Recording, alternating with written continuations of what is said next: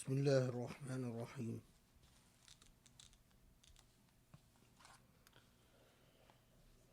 الحمد لله رب العالمين،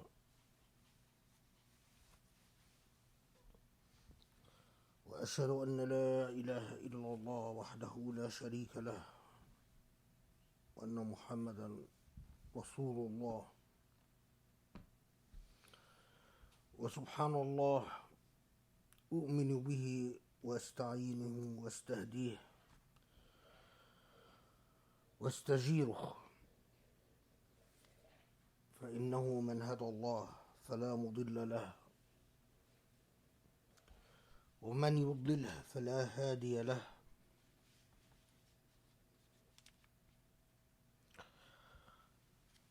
يا رب، إني أتوكل عليك وأعوذ بك أن أضل أو أضل أو أزل أو أزل أو أظلم أو أظلم أو أجهل أو أستجهل، وأقول: يا نور السماوات والأرض، اللهم اجعل في قلبي نورا، واجعل في لساني نورا. وأصلي وأسلم وأبارك على محمد وعلى آله وأصحابه ومن تبعه بإحسان إلى يوم الدين.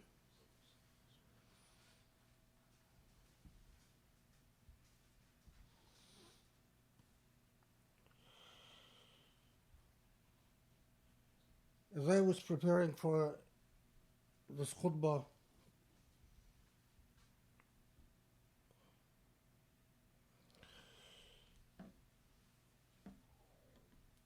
I watched a video that made the blood run cold in my veins, and that unsettled me so much that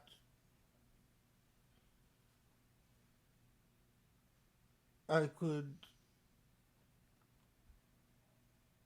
found it very challenging to organize my thoughts or focus on anything.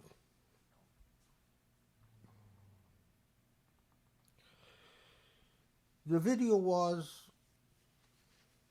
of a woman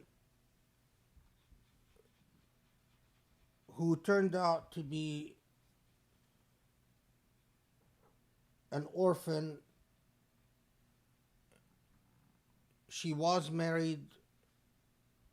Her husband had died, so she was a widow, or she is a widow. And she is a mother. She has one child. And this video, this woman recorded it basically to plead and beg for help from anyone in a position to help her around the world. She's from Egypt, and her problem is that where she lives,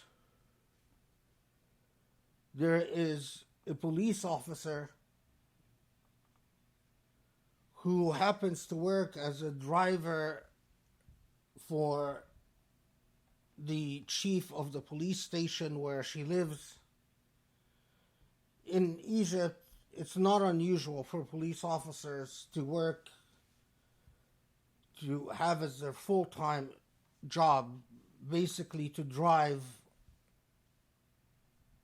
higher ranked officers around, to be their drivers. Anyway, that driver / police officer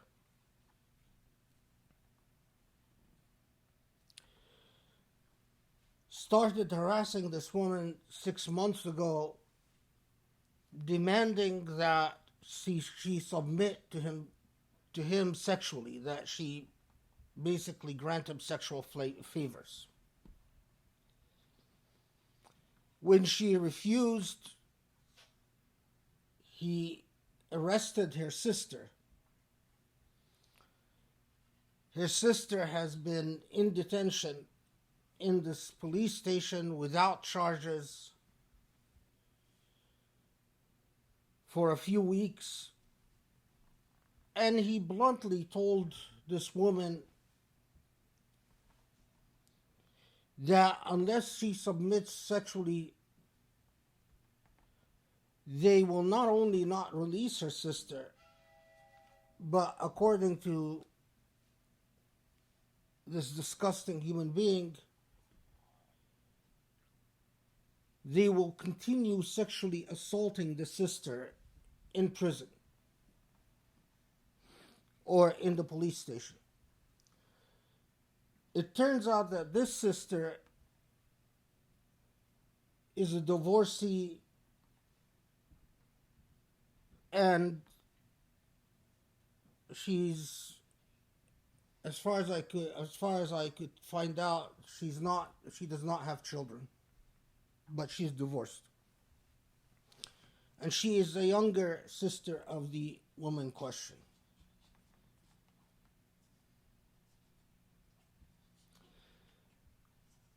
Of course, these two women being orphans and of a disadvantaged social status, they're powerless, they have no connections, they have no protection. And so the first question that you do when you work in the fields of human rights is to verify the authenticity of events, to get information on the victim, on the offender, and on the circumstances. It turned out that this woman only dared to record her plea for help because she has some guts. But this police station is an habitual offender in the area they exist in. This police station has numerous reports of victimizing women, abducting women from the region,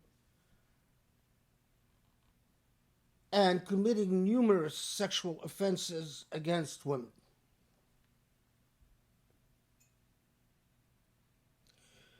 The woman in the video, the part that affected me the most is that, of course, as you would expect, she's pleading with the officer in charge of that police station, but she's also pleading with President Sisi to intervene, to help her, and then she's pleading with the shuyukh of Azhar, the scholars of Azhar, to intervene, to help her, and then she's pleading with Muslims around the world to do something to help her, because she doesn't want to submit to this man, and she has gone everywhere to try to get help, and all she finds is abuse or neglect. She actually went to this man's boss, and he basically told her to get lost. She went to his superiors. They further abused her. But let me emphasize that, sadly, the problem of sexual abuse by people in power in a country like Egypt is persistent and systematic. It is not a rare occasion. It is clear that the government has notice of it and simply doesn't care, because the government sees it as yet another instrument of subjugation and control towards the people they govern. If you teach people that they have no dignity, they should expect no honor, that they have no rights, then these people would be broken and submissive.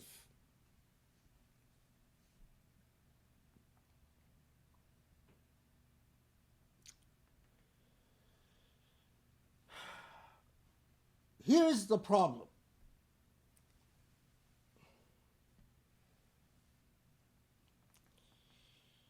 Muslims often wonder why their prayers are not answered, and consider this from the perspective of the granter of mercy and beauty and forgiveness in the world.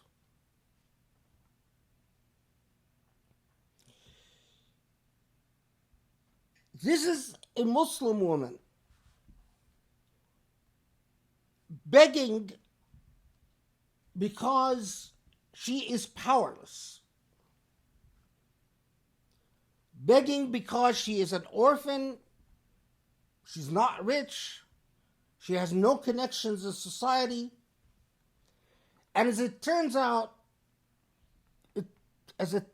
she's not the exception. She's not a one-off. She's not an outlier. That man who's victimizing her, sadly, is not an exception. The problem of sexual abuse in a country like Egypt by people in authority is habitual and regular. It is all over Egyptian prisons, Egyptian police stations, Egyptian military units. It is everywhere.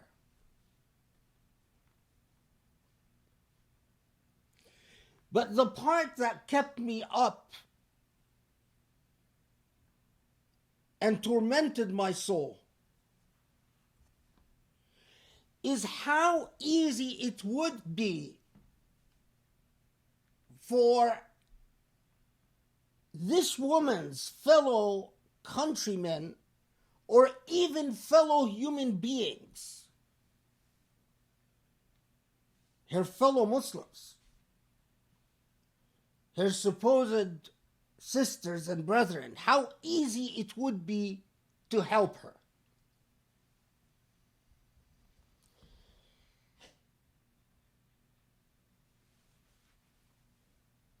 Imagine this.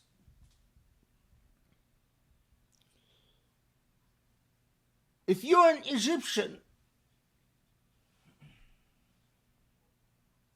who has relatives in the police or in the military, and one of your relatives is a high-ranking officer, you could call them up and ask them to contact their connections to come to this woman's assistance.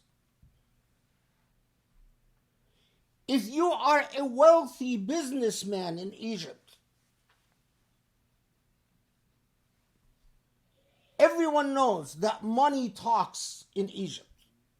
If you're a wealthy businessman, you could pick up the phone, call up your friends, your connections in the military and in the police and in the government, and say, you know what, help this woman out. Protect this woman.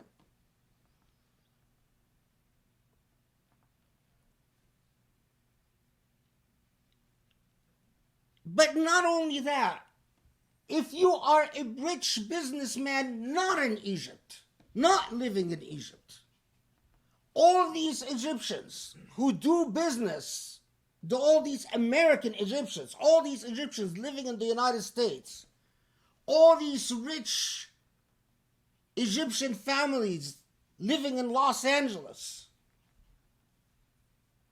they could see a video like that and pick up the phone and call one of their contacts and get this woman protected. But not only that, if you work in the State Department or you work in the Department of Defense or you work in Congress, you could pick up the phone and call your contacts in Egypt or go through formal channels and protect this woman. But not only that,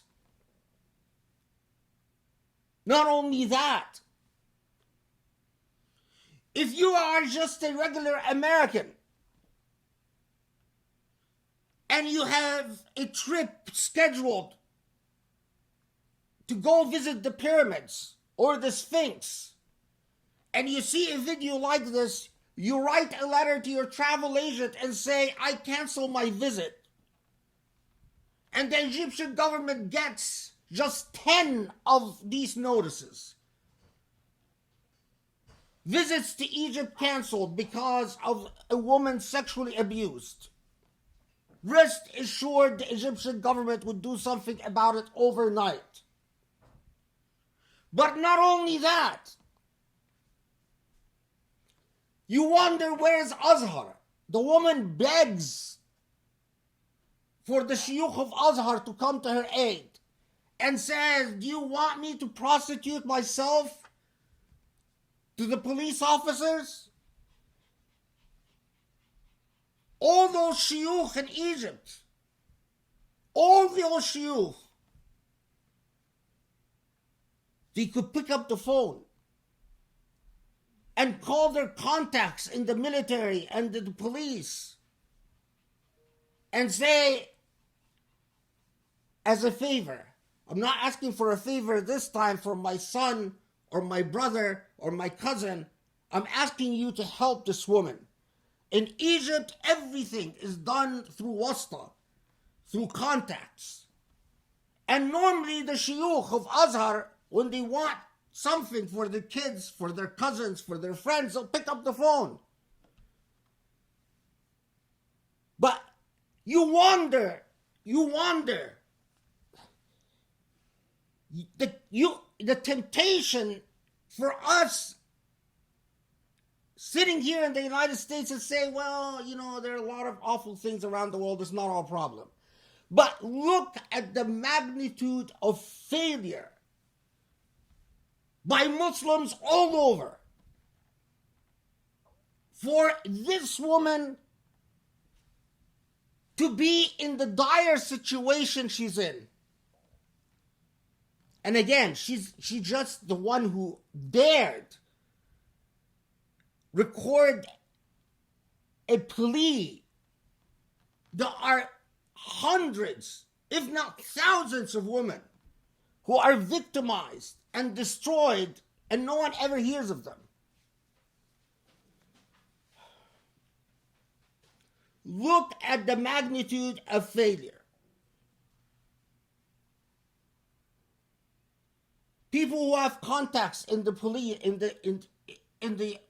police in Egypt, people who have contacts in the military, people who have contacts with rich people in Egypt, people who are rich who are living in Egypt, or people who are wealthy who are not living in Egypt, people who have contacts with the American government, people who have contacts, even wealthy Arabs who are not Egyptian. If you're a wealthy Saudi or a wealthy Emirati or a wealthy Kuwaiti, and you have investments in Egypt, or you have your friends, your contacts, everyone knows that the Egyptian government will bend backwards and forwards to do whatever the Saudis and whatever the Emiratis or whatever the Kuwaitis want of them. You pick up the phone, you call up your friend in the military, help this woman. And that woman will be helped. But you wonder, and this is the part that kills me the most, where is Azhar? Where are all the shuyukh? Where are the illustrious religious scholars?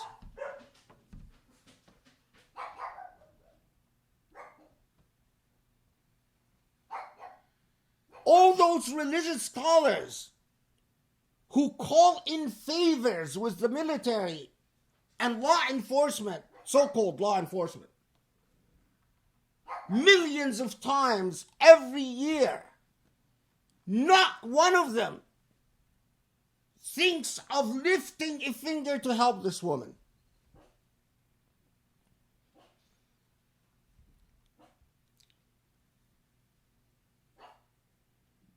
The problem is the level of apathy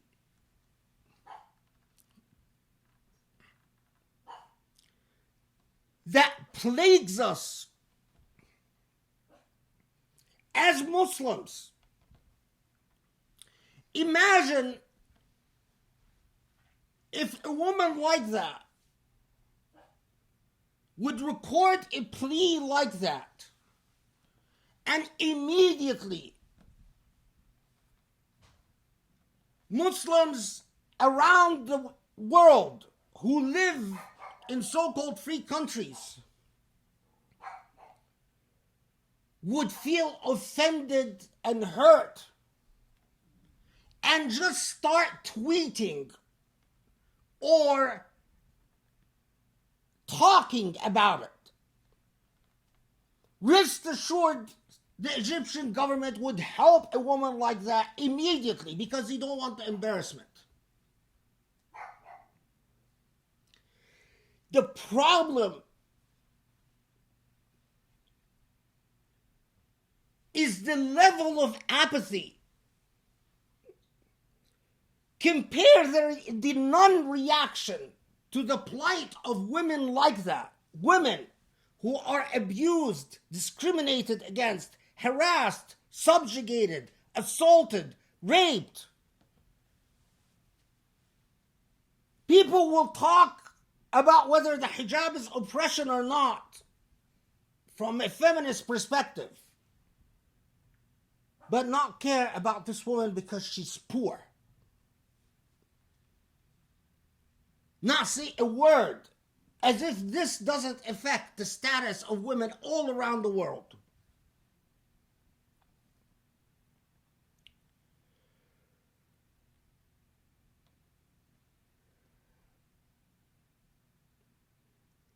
The issue is moral apathy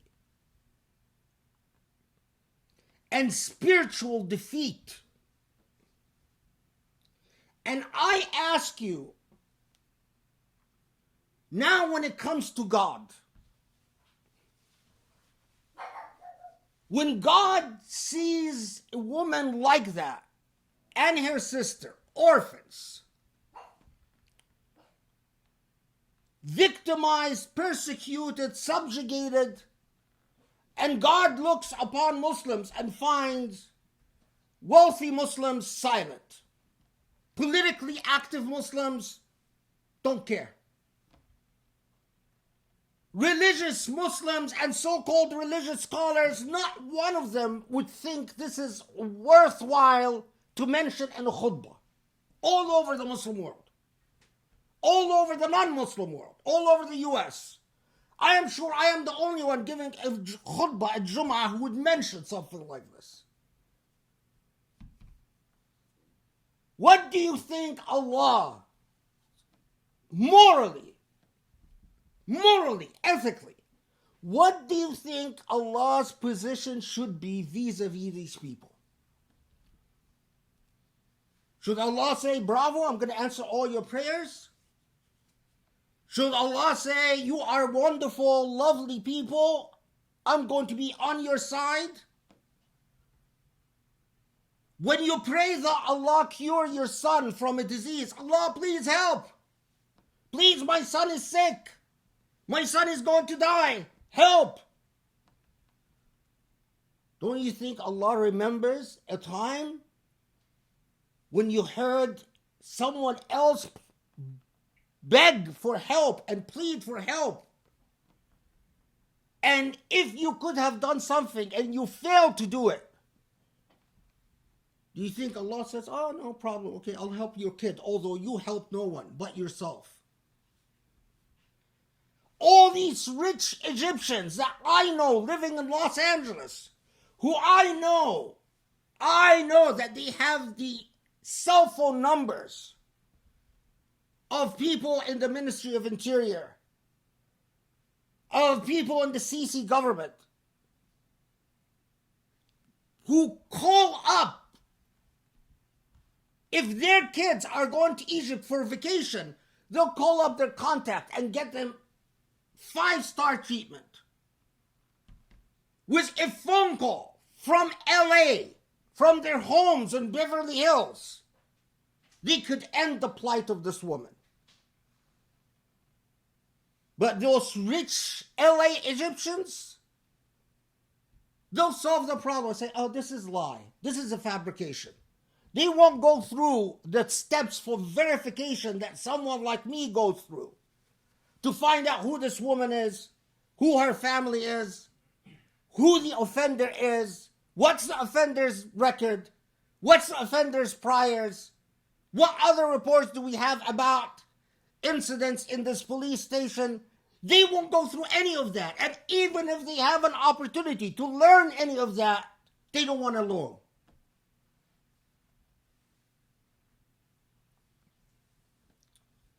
How about a people who continue to support the government of a man who started his track record by conducting version tests during the Egyptian Revolution? When women demonstrated, Abdel Fattah al-Sisi, when he had women arrested, he had his officers inspect these women to verify whether they're virgins or not. And he admitted that he is responsible for this policy in the United Nations. And yet, so many Muslims either support him or, like the Islamic Center of Southern California, don't want to condemn him. How about a man who started his reign with the worst urban massacre in Egyptian history?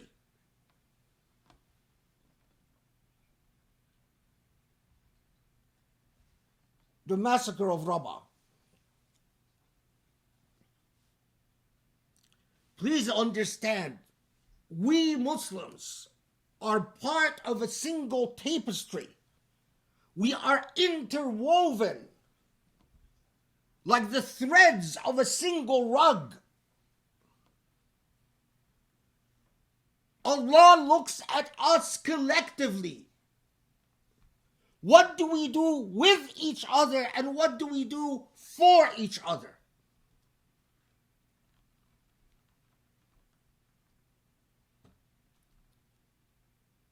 Even if you're not in a position to do anything,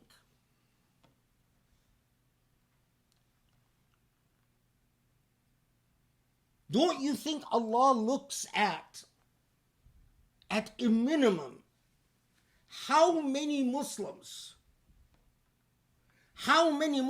if they are not in a position to do anything, the Allah at a minimum looks at how many Muslims cared. How many Muslims at least spent few minutes sad. Because if at least that's not fulfilled, don't expect any blessings or any barakah from Allah. all of this reminded me of something that really deserves pause and thought. It reminded me of a story in the seerah of the Prophet ﷺ of Salama and her husband Abu Salama and their child Salama.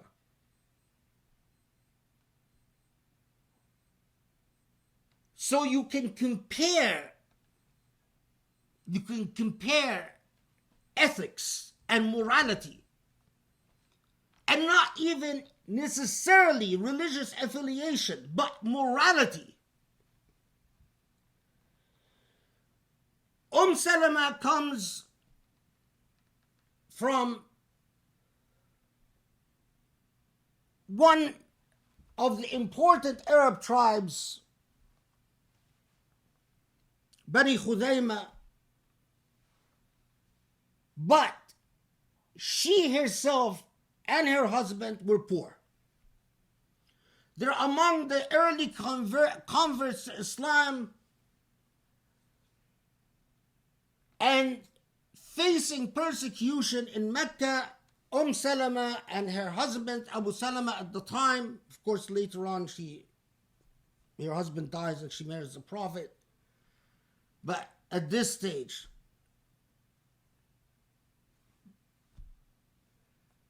she's among the early converts to Islam. When they confront persecution in Mecca, they immigrate to Abyssinia. They remain in Abyssinia for a couple of years. Then they hear rumors that Mecca is treating Muslims better than before, so they travel from Abyssinia back to Mecca. Then they discover that the rumors were unfounded, and in fact the Meccans are persecuting Muslims worse than any other time. So they travel back to Abyssinia. Then they hear that Muslims are immigrating to Medina, so they travel back from Abyssinia back to Mecca. When they travel back to Mecca, they find that Muslims are immigrating, escaping persecution from Mecca to Medina. So Salama and Abu Salama decide that they are going to migrate from Mecca to go to Medina. This is their third migration.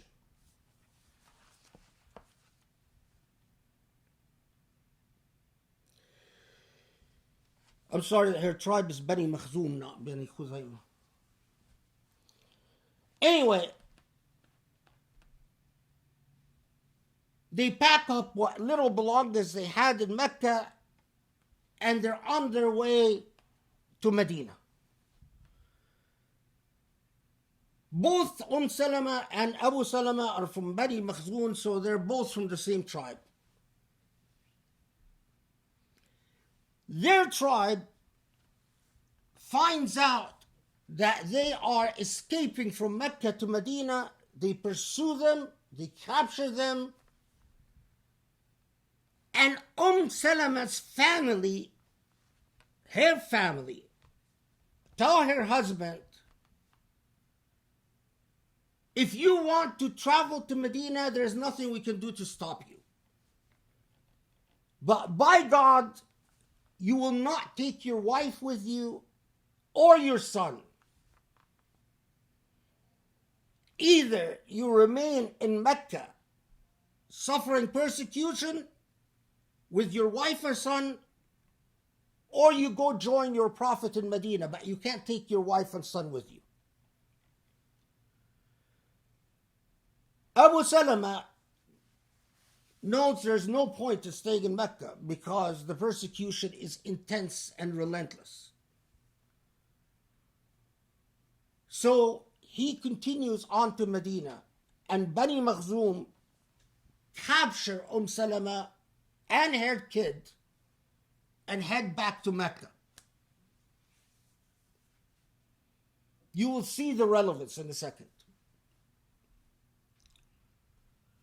When they get to Mecca,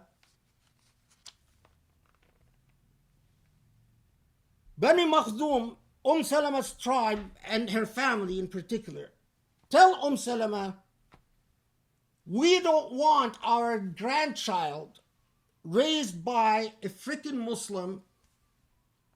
So as long as you're Muslim, we will not allow you to raise your kid. And they grab her child from her and separate her from her child and tell her, as long as you're Muslim, you can't see your kid. Salama remains in Mecca, begging and pleading with her family to let her see her child. She's now without her husband. Her husband has gone to Medina, forcibly separated, and she's also without her child.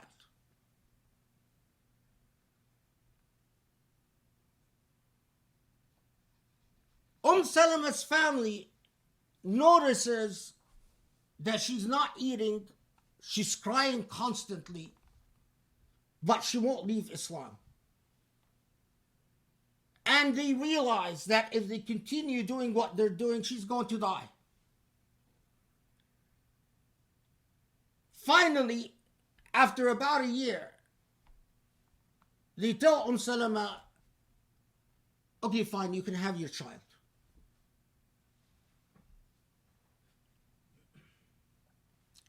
I forgot a very important part.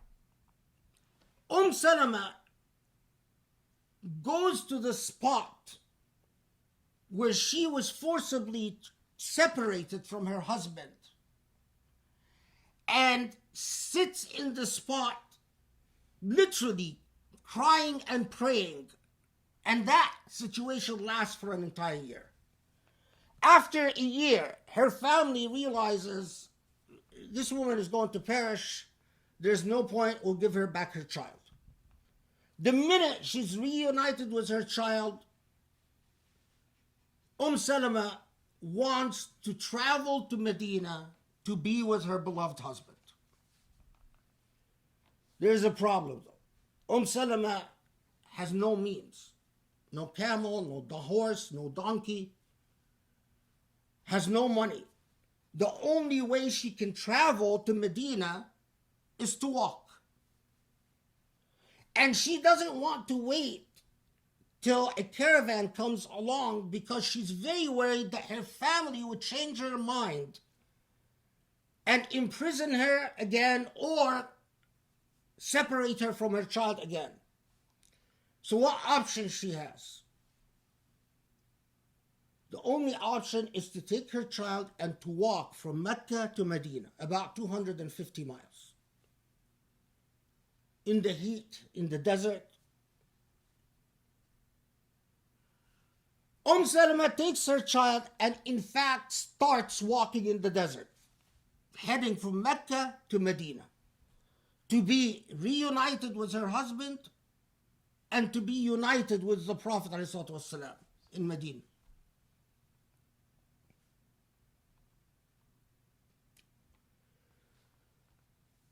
Now, as a woman by herself in the desert, the risks at that time is that anyone could come upon you in the desert, rape you. That was very common. Any woman found in the desert without protection, she's fair game.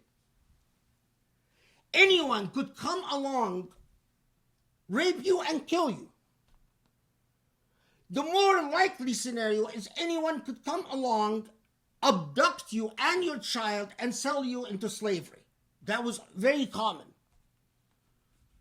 But yet Salama finds that she cannot continue living in Mecca,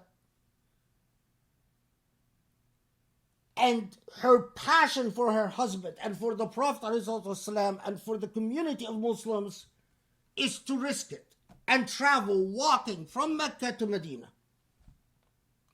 despite all the dangers. Walking in that desert,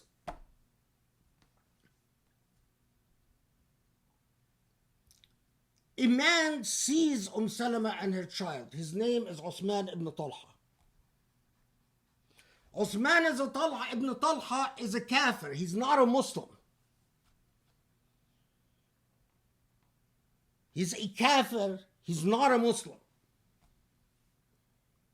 But when he sees a woman alone,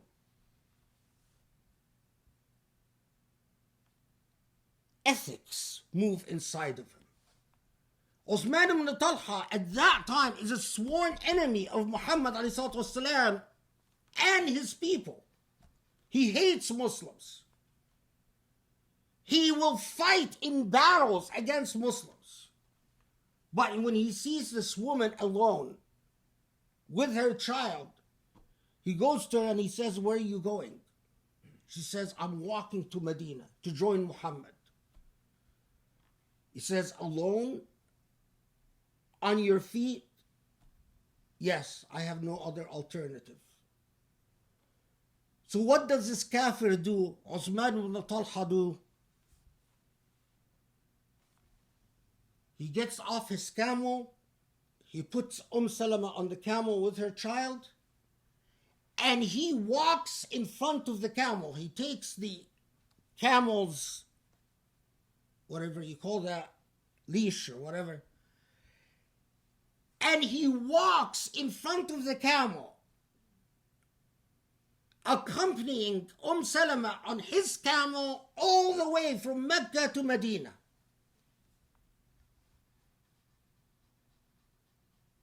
When they get close to Medina, Uthman ibn Talha tells Salama tells Uthman ibn Talha, "Okay, now I'll go down and I'll come down and you can have your camel back." He says, "No, because you still have to walk about 20 miles to enter into the boundaries of Medina." He gives her his camel. And what does Uthman ibn Talha do at this point? He walks back from Medina to Mecca on his feet.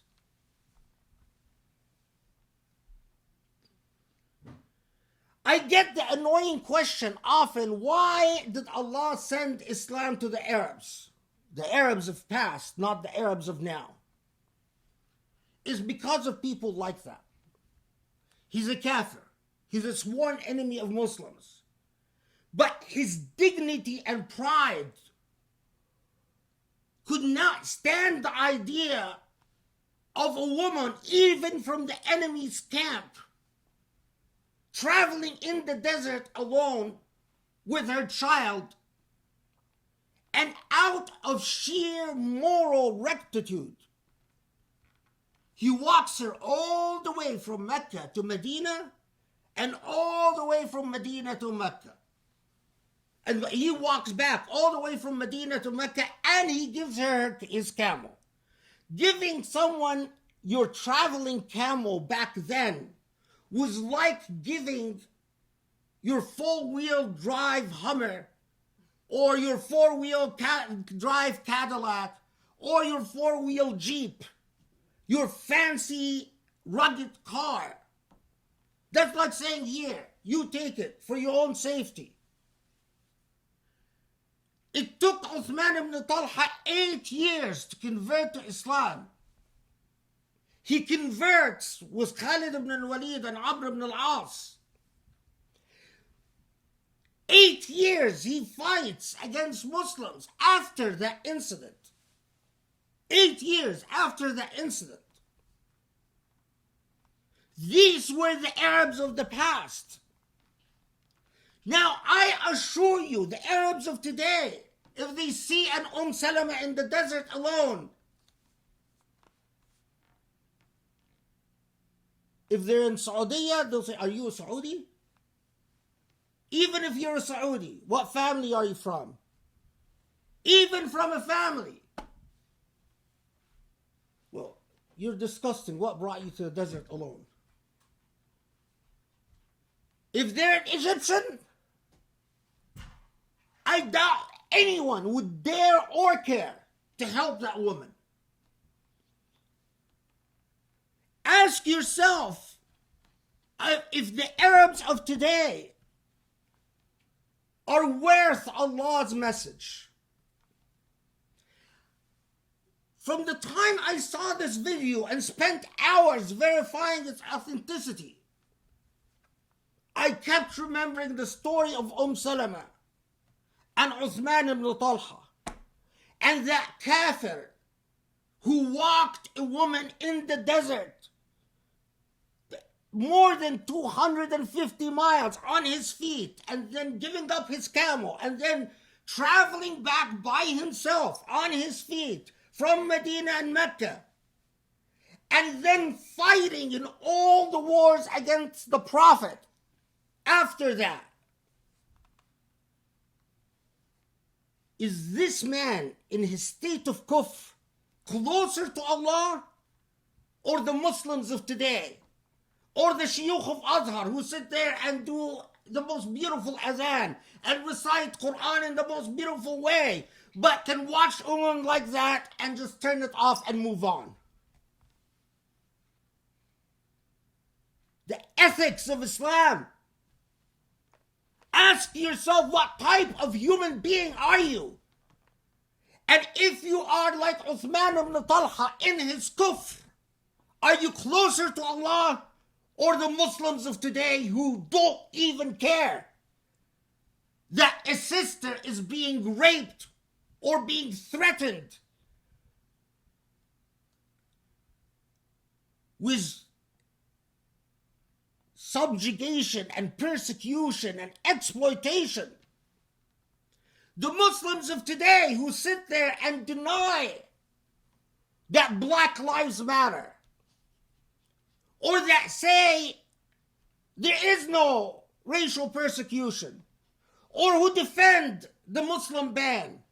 The Muslims of today who sit there and say only bother with your own problems. Do your salah, do your wudu, wear your hijab, don't care about anyone else. Them or the kafir Uthman ibn Talha when he was a kafir? Who is closer to Allah? What type of God do you worship? That is the moral question.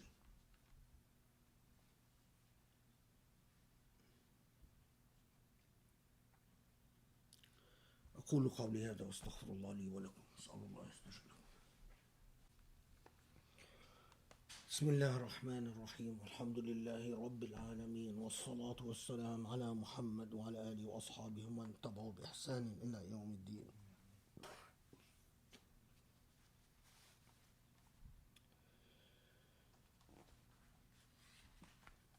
As a Muslim,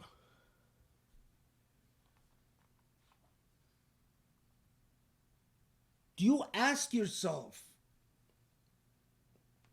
why are Muslims not at the forefront of defending human rights? Human rights.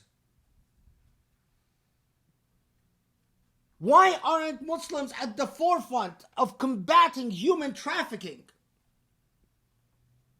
Of combating racial injustice? Of combating poverty?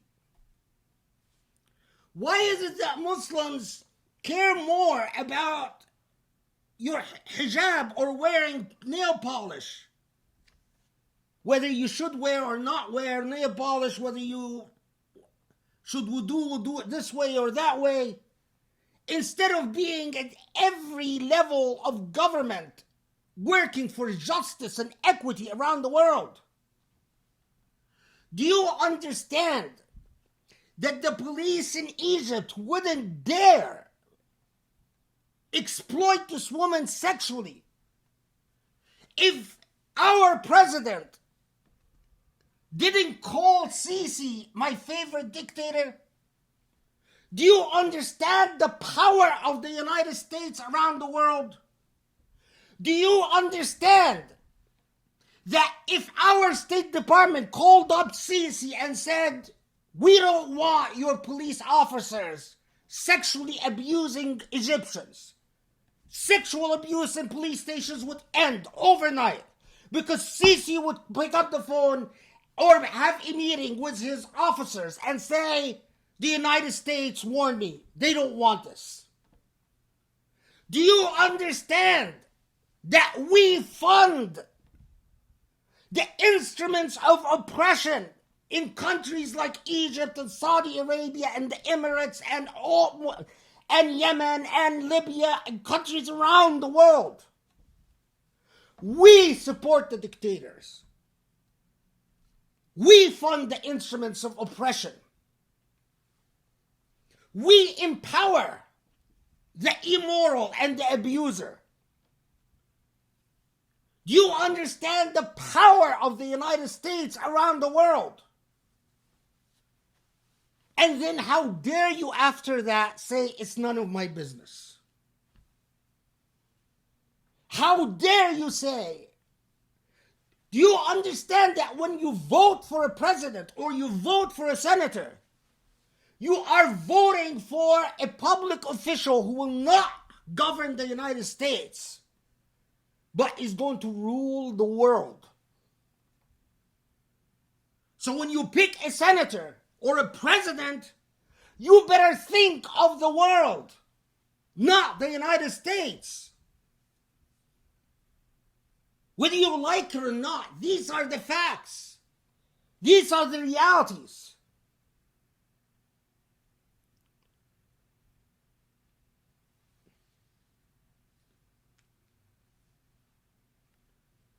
What good faith effort have we shown Allah when a country that has an institution like Azhar and has thousands of religious scholars, so-called shuyukh, not one of them will lift a finger to help a woman whose sister is being raped, who's an orphan, and whose sister is being raped and is in imminent threat of being raped?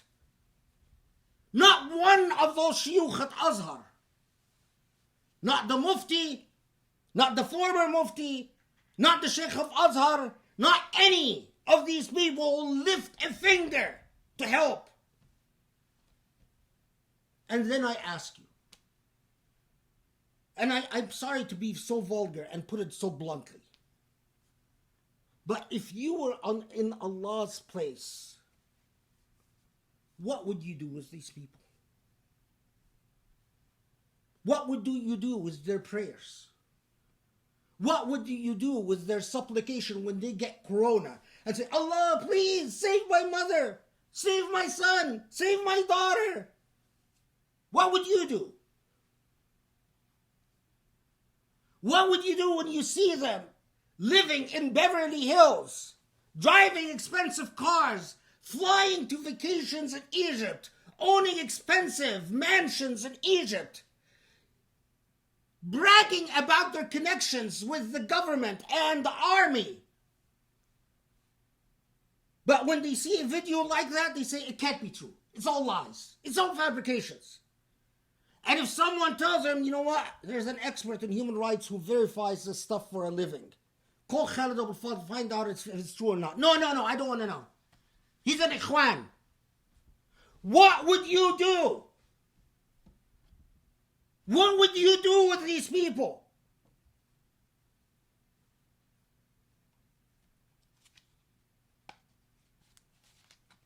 Here's another news item.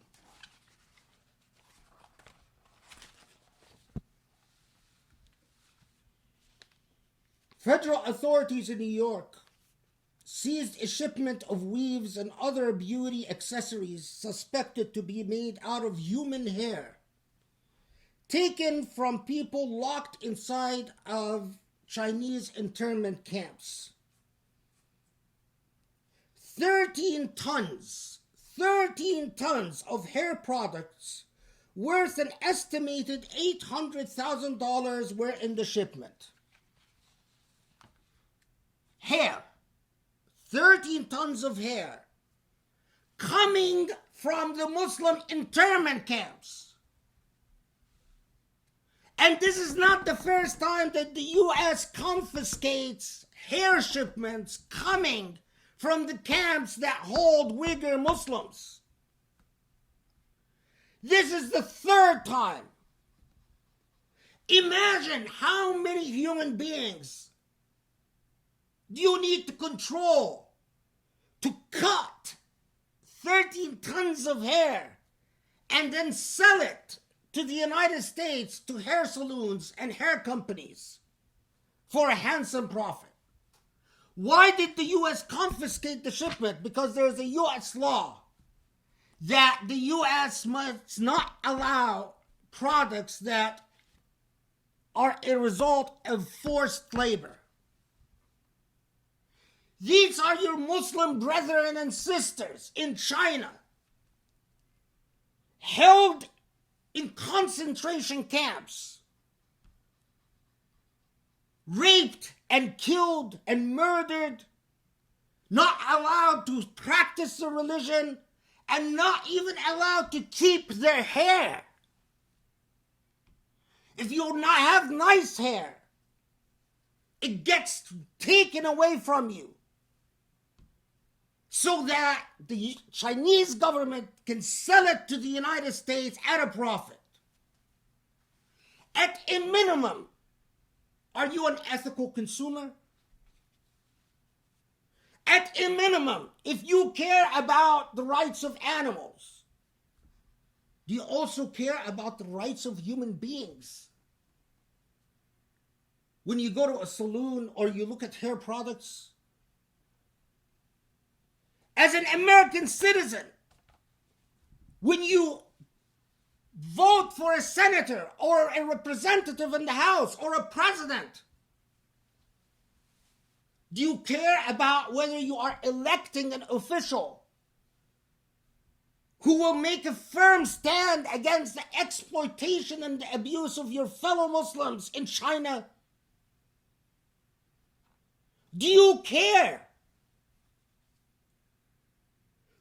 So many in the Muslim World League spend numerous hours assuring the world that they are completely opposed to the Holocaust, as they should be. But where are Muslims from the Holocaust against Muslims going on in China now? These are not re-education camps. These are camps that kill and murder and rape and harvest organs and harvest hair. Do you see the connection between the women who are sexually exploited in China and the woman who is sexually exploited in Egypt, and the woman who is sexually exploited in Saudi, and the woman who is sexually exploited anywhere in the world? Do you see the connection between that and the woman who is sexually exploited by an LAPD officer or an NYPD officer because she's poor and destitute and without means? Have you done your homework to read about incidents of sexual abuse by our own police officers in the United States against the poor and powerless? Have you read how often the police will pull over a poor woman, a minority, just to demand sexual favors or else? Do you have any clue about that? Uthman ibn Talha walked in the desert hundreds of miles as a kafir, as an enemy of Muslims, gave up his 4x4 Jeep Wrangler to Salama just so he can see a woman be safe. And he was a kafir. And you might be a Muslim, a praying, fasting Muslim. Which of you is better? Which of you is better in Allah's eyes? Which of you is more worthy of Allah's blessings?